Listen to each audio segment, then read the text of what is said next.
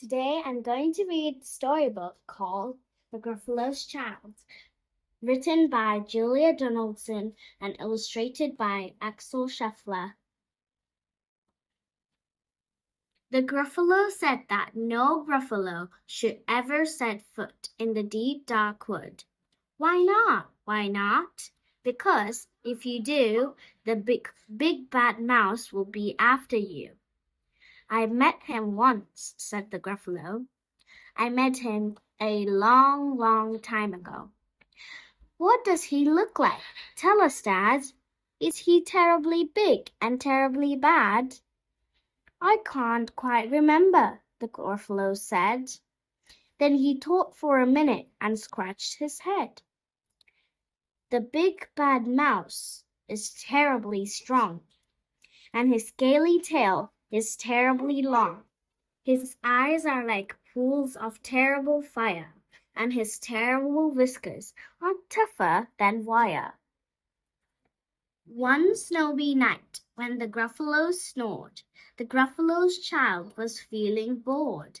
The Gruffalo's child was feeling brave, so she tiptoed out of the Gruffalo cave. The snow fell fast and the wind blew wild. Into the woods went the Gruffalo's child. Aha! Oh ho! A trail in the snow. Whose is this trail, and where does it go? The tail pokes out of a log pile house. Could this be the tail of the big bad mouse? Out slid the creature. His eyes were small. He didn't have whiskers. No, none at all. You're not the mouse. Not I, said the snake. He's down by the lake, eating Gruffalo cake. The snow fell fast and the wind blew wild. I'm not scared, said the Gruffalo's child. Ah, oh, a trail and marks in the snow. Whose are these claw marks? Where do they go? Two eyes gleamed out of a treetop. Could this be the eyes of the big bad mouse? Down flew the creature. His tail was short, and he didn't have whiskers of any sort. You're not the mouse. Twit-too!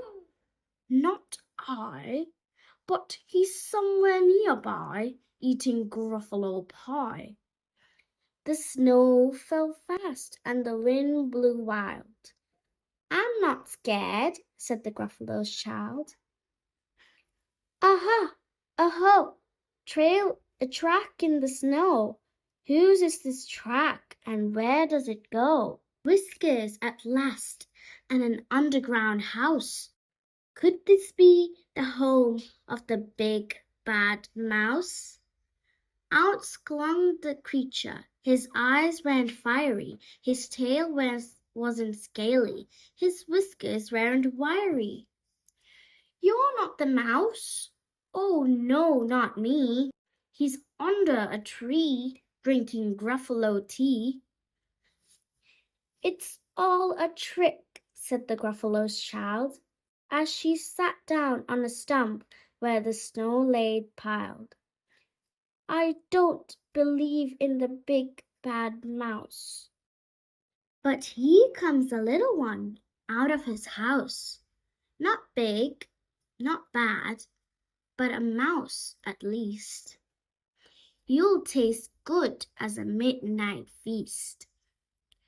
Wait, said the mouse, before you eat. There's a friend of mine that you ought to meet. If you let me hop into a hazel twig, I'll beckon my friend, so big, bad and big. The Gruffalo's child unleashed her fist. The big bad mouse! So he does exist. The mouse hopped into the hazel twig. He beckoned, then said, "Just wait and see." Out came the moon. It was bright and round. A terrible shadow fell onto the ground. Who is this creature, so bad, big, and strong? His tail and his whiskers are terribly long. His ears are enormous, and over his shoulder he carries a nut as big as a boulder. The big bad mouse, yelled the Gruffalo's child. The mouse jumped down from the twig and smiled. Aha! Oh-ho! Prints in the snow. Whose are these footprints? Where do they go? The footprints led to the Gruffalo cave, where the Gruffalo's child was a bit less brave.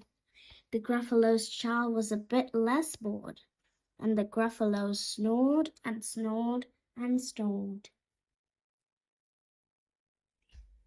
The end. Thank you for reading the story with me. Please like and subscribe. Walk with yourself. Bye.